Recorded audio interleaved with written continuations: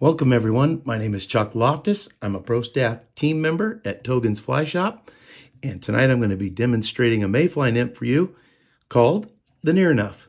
It's called the Near Enough. I don't know who named it. I learned it out of a book by Dave Hughes from about 30 years ago, but it's near enough so many Mayfly nymphs that it'll work in most every situation that you need them to work in. You just vary the size of the hook, the shank of the hook, those kind of variables, the color of materials that you need, but it's very simple tie. I'm going to be using mallard breast. This has been dyed gold. I'm going to be using that for the tail, the legs, and the wing case. So get the fibers all lined up here for the tail. Get them rolled. Now let's get them placed. I'm going to be tying this to imitate a calabatus. So that means for me, I need to shorten up that tail. It needs to be shorter than the average body length or hook length we often use when measuring tails on nymphs. But that's just how calabatus go in legs. And so also going to be using some medium brass wire for the rib. Lay that in.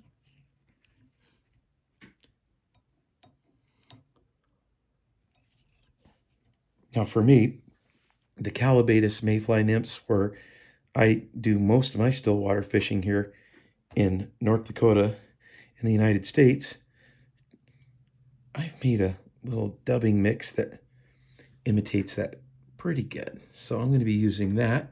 Maybe you want to use gray. Maybe you want to use brown. Maybe you want to use amber where you live. I don't know. Olive, perhaps? Maybe that works best. Doesn't matter with the Near Enough. What you're trying to do is make this thing look near enough the naturals where you fish.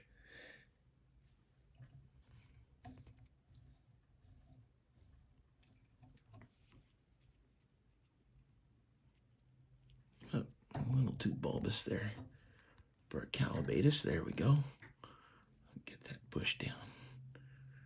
Yeah. One more little bit here. And we'll be in business.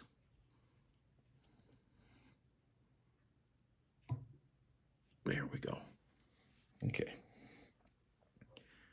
I went that way with the dubbing. I'm going to do a reverse ribbing.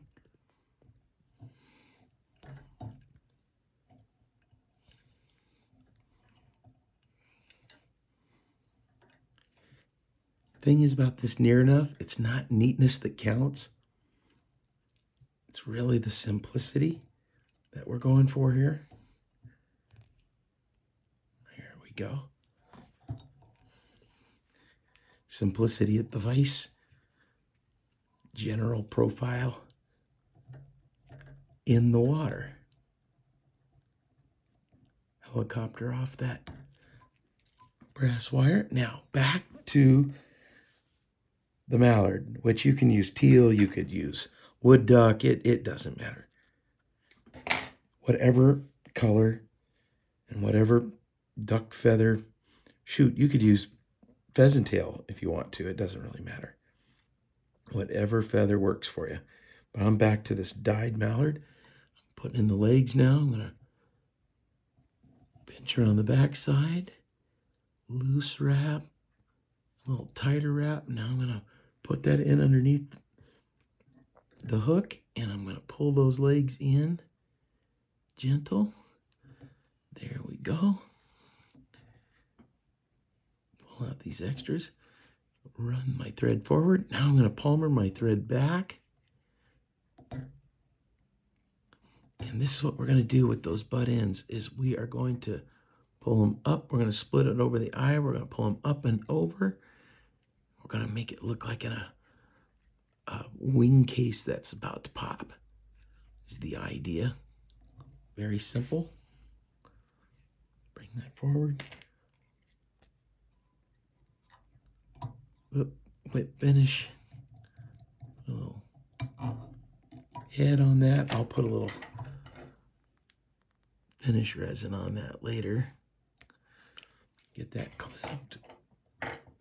And then you come in and you cut this wing case just like that.